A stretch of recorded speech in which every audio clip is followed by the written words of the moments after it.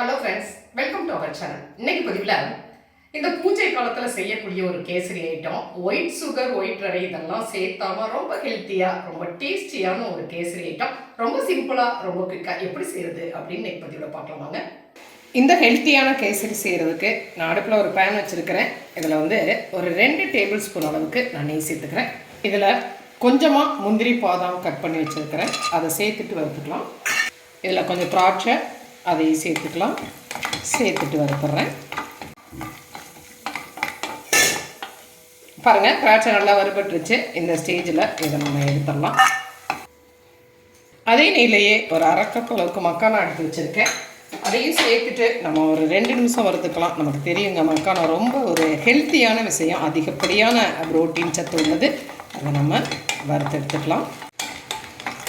வறுபட்டுருச்சு. இந்த ஸ்டேஜில் அதையும் நாம் எடுத்து வச்சிடலாம். இதோட இன்னொரு 2 டேபிள் ஸ்பூன் அளவுக்கு நான் நெய் சேர்த்துக்கிறேன். இதில் கோதுமை ரவை 1 கப் அளவுக்கு எடுத்து வச்சுருக்கேங்க. உடைச்ச கோதுமை ரவை தான். அந்த கோதுமை ரவை சேர்த்து தான் இன்றைக்கி நம்ம கேசரி செய்ய போகிறோம். நமக்கு ஒயிட் ரவை ஹெல்த்துக்கு நல்லது இல்லை இல்லைங்களா? இது ரொம்ப ஹெல்த்தியான ஒரு ரவை. இந்த ரவையை சேர்த்து நம்ம இன்றைக்கி செய்கிறோம். நான் இன்றைக்கி 1 கப் அளவுக்கு கோதுமை ரவை எடுத்துருக்கிறேன். அந்த கோதுமை ரவையை இந்த நெய்யில் சேர்த்துட்டு நல்லா ஒரு 3 to 4 மினிட்ஸ் வாசம் வர்ற வரைக்கும் நல்லா வறுத்துக்கலாம்.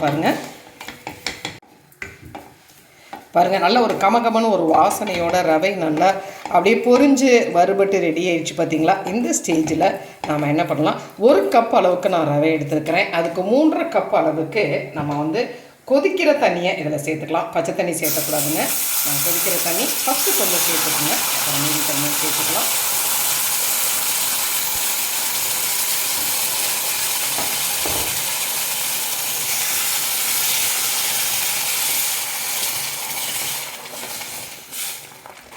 இந்த மாதிரி 1 கப் ரவைக்கு நான் 3.5 கப் அளவுக்கு தண்ணி சேர்த்துருக்கிறேன். அப்போ தான் ரவை நல்லா வெந்து ரெடி ஆகுங்க. பாருங்கள், 3.5 கப் தண்ணி சேர்த்தாச்சு. இதை நல்லா கலந்து விட்டுக்கலாம். இப்போ அடுப்பை கொஞ்சம் ஹை ஃப்ளேமில் வச்சுக்கலாம். கொதிக்க ஆரம்பிச்சிருச்சு. இதை மீடியம் ஃப்ளேமில் வச்சுட்டு மூடி போட்டு ஒரு 5 மினிட்ஸ் வேக விடலாம்.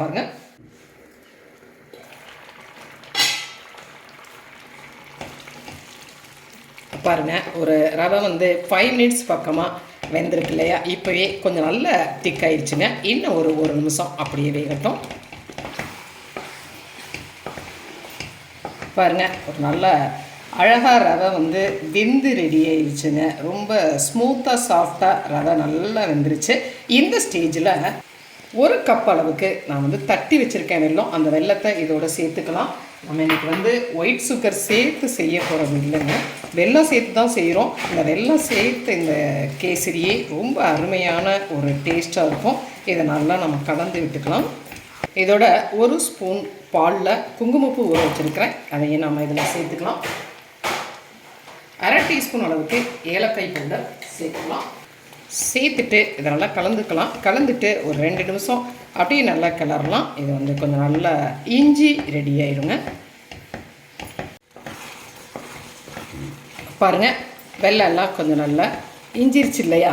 இந்த ஸ்டேஜில் நம்ம வறுத்து வச்சுருக்கிற முந்திரி, திராட்சை, பாதாம், மக்கானா எல்லாத்தையுமே நம்ம சேர்த்துட்டு நல்லா கலந்து விட்டுக்கலாங்க. ரொம்ப ஒரு ஹெல்த்தியான ஒரு கேசரி.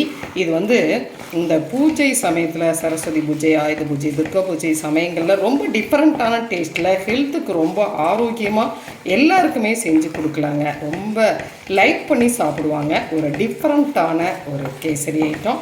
இதை அப்படியே நாம் நல்லா ஒரு 2 நிமிஷம் கிளறிட்டு அதுக்கப்புறம் ஆஃப் பண்ணிடலாம். பாருங்கள், இதில் இப்போ 1 டீஸ்பூன் அளவுக்கு நான் நெய் சேர்த்துட்டு அடுப்பை ஆஃப் பண்ணிடுறேன்.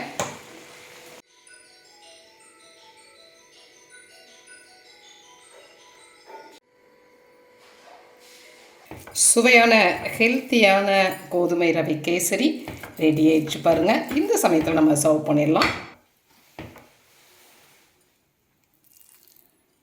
பாருங்கள், ஒரு அருமையான டேஸ்ட்டில் ஒரு சூப்பர் ஹெல்த்தியான ஒரு கேசரி.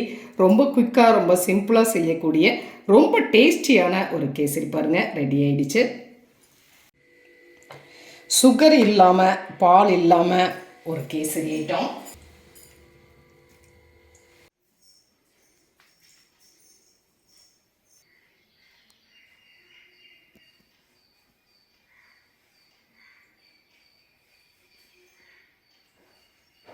பாருங்க, ஹெல்த்தியான ஒரு கேசரி ஐட்டம். இந்த பண்டிகை காலத்தில் அது ஒயிட் சுகர், ஒயிட் ரவை இதெல்லாமே சேர்த்தாம, பால் சேர்த்தாம ஒரு அருமையான டேஸ்ட்டோட ஹெல்த்தியாக ரொம்ப குயிக்காக செய்யக்கூடிய ஒரு கேசரியை ரெடி பண்ணிட்டோம். செஞ்சு பார்த்துட்டு உங்களுடைய கமெண்ட்டை சொல்லுங்கள். இந்த பதிவு உங்களுக்கு பிடிச்சிருந்துச்சுன்னா சப்ஸ்கிரைப் பண்ண மறக்காதீங்க. லைக் பண்ணுங்கள், கமெண்ட் பண்ணுங்கள், ஷேர் பண்ணுங்கள். மற்றும் ஒரு பதிவு உங்களை மறுபடியும் சந்திக்கிறேன். நன்றி.